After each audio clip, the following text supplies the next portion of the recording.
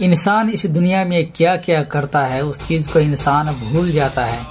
इंसान की हर एक सेकंड को, सेकंड भी ज्यादा है, एक एक पल को फरिश्ते लिख रहा है, लेकिन इंसान एक एक सेकंड को याद नहीं रख सकता है। इंसान एक एक दिन को याद नहीं रख सकता है। यहाँ तक कि इंसान अगर याद रखना चाहे तो एक एक महीना या साल भर को भी याद नहीं रख सकता है कि उसने उस साल में या उस दिन में या उस महीने में उसने क्या क्या करके बिताया है। अल्लाह कुरान में सूरह इंफितार में इरशाद फरमाता है कि आलिमत नफ्सुम मा कद्दमत व अखरत। इंसान अपने आगे भेजे हुए और पीछे छोड़े हुए आमाल को देख लेगा, फरिश्ते उसको लिख रहे हैं। यानी इंसान अगर कोई चीज अच्छे आमाल के तौर पर आगे भेज रहा है तो उस चीज को भी वो देख लेगा, और जो उसने पीछे किया यानी अपनी जिंदगी में जो भी कुछ वो कर रहा है गलत काम, उस चीज को भी वो इंसान देखे। अल्लाह अफसोस करके आगे आयात में इरशाद फरमाता है कि या अय्युहल इंसान मा गर्रका बिरब्बिकल करीम, ये इंसान तुझे अपने रब को पहचानने से किस चीज में धोखा फरेब में डाल रखा है, किस चीज ने तुझे धोखा में रखा है कि तू अपने रब को नहीं पहचानता है।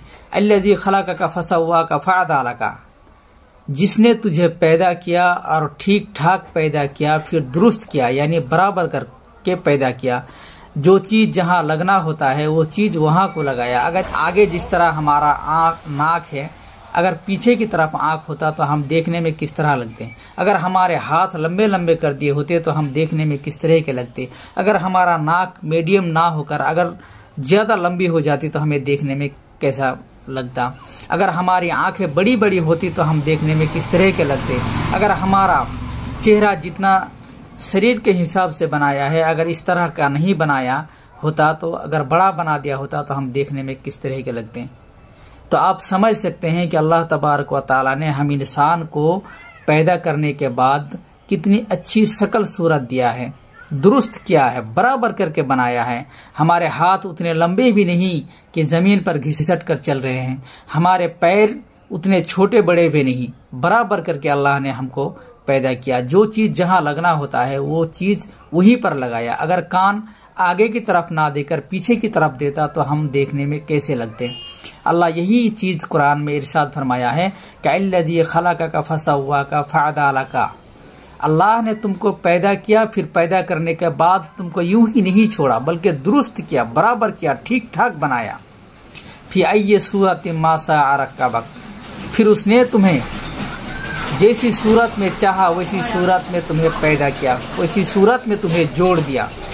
यानी अल्लाह जिस सूरत में जिसको चाहता है उस सूरत में उसको जोड़ देता है, उसी सूरत में उसको बना देता है। तो ये इंसान को बनाने का कारीगरी सिर्फ अल्लाह है। अल्लाह ही इंसान को पैदा किया और जो चीज जहां लगना होता है वो चीज वही लगाकर इंसान को अच्छी तरीके से तरफुल मखलूकात करके पैदा किया। तो इंसान को यहाँ से अल्लाह यही समझाने की कोशिश करता है कि वही अल्लाह है जिसने तुम्हें पैदा किया, फिर दुरुस्त किया। तुम अपनी तरफ झांक कर देखो कि क्या मुझे अल्लाह ने ठीक ठाक पैदा नहीं किया, क्या मुझे अल्लाह ने जहाँ जो चीज लगना होता है वो चीज वहाँ नहीं लगाया। ये चीज इंसान को गौर फिक्र करने के लिए कह रहा है। इंसान को गौर फिक्र करने के लिए इंसान को अल्लाह ने दिमाग दिया है। इंसान गौर फिक्र करके अल्लाह को पहचाने, मुझे पहचाने और मेरी इबादत करे, मेरे अलावा किसी की भी इबादत ना करे। तो ये अल्लाह कुरान मजीद में इंसान को सिर्फ समझाने के लिए पूरी कुरान शरीफ नाजिल की है।